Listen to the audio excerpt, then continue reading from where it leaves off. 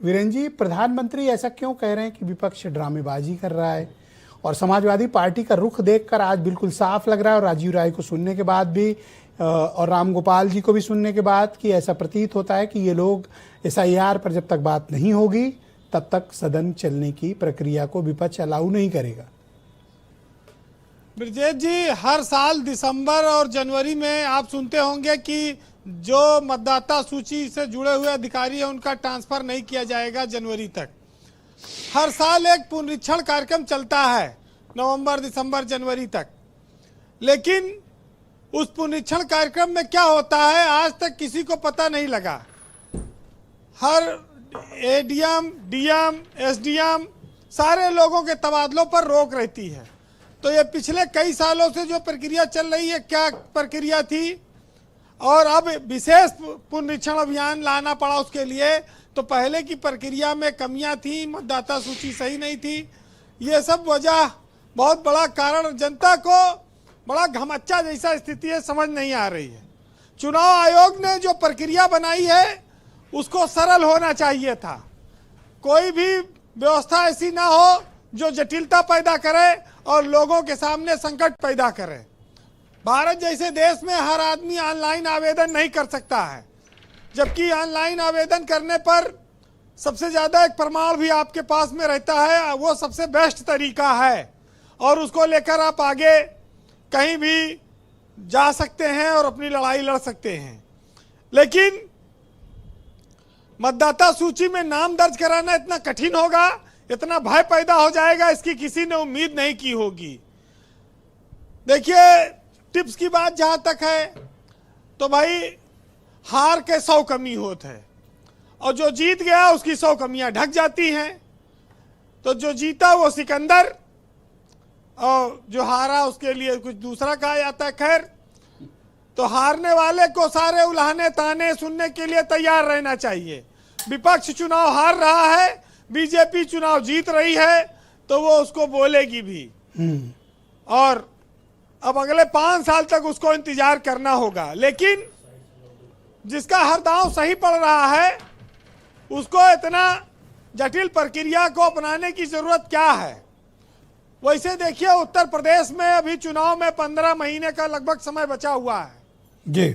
अगर चाहते तो ये जैसे पहले घर घर BLO जाते थे, नाम नोट करते और उनसे दस्तखत कराते, फॉर्म भरवाते, और आराम से नई मतदाता सूची 5-6 महीना, साल भर में तैयार हो जाती।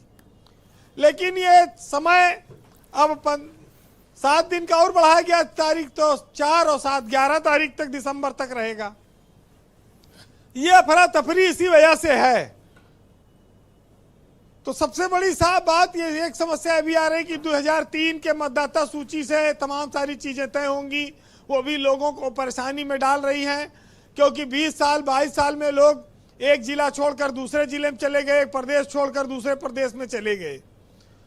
मतदाता सूची के बोझ से BLO भाग रहे हैं, अधिकारियों पर भी काम का दबाव रहता है। किसी के घर फार्म पहुंचा, किसी के घर में वोट कट गया, किसी का पता गलत है, किसी का बल्दियत गलत है, तमाम सारी कमियां रहती हैं।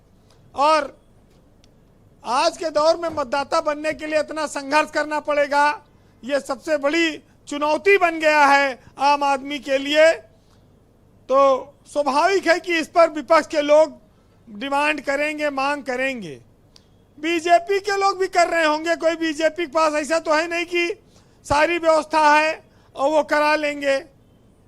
लेकिन समस्या तो आती है।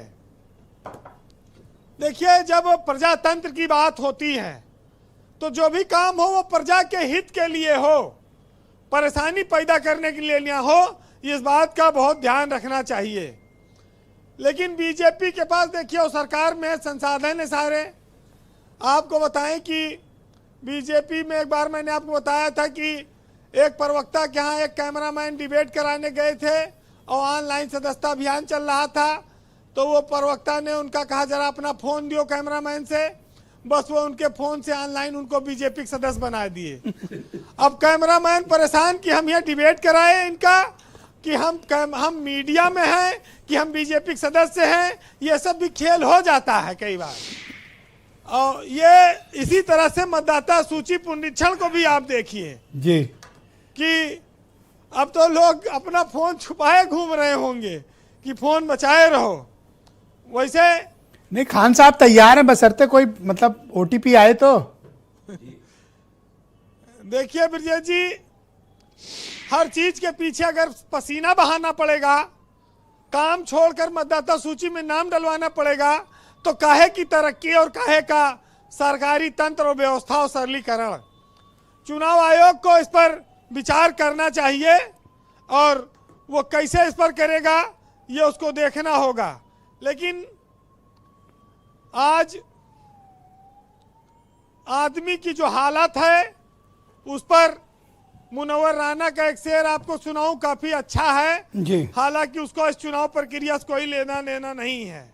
आप सुनिएगा कि रोने में एक खतरा है, तालाब नदी हो जाते हैं और हंसना भी आसान नहीं है, लब जख्मी हो जाते हैं और स्टेशन से वापस आकर बूढ़ी आंखें सोचती हैं कि फल शहरी हो जाते हैं, पत्ती देहाती रहते हैं। और गांव के भोले भाले वासी आज तलक ये कहते हैं कि हम तो ना लेंगे जान किसी की, राम दुखी हो जाते हैं। और बोझ उठाना शौक कहाँ है, मजबूरी का सौदा है, और रहते रहते स्टेशन पर लोग कुली हो जाते हैं।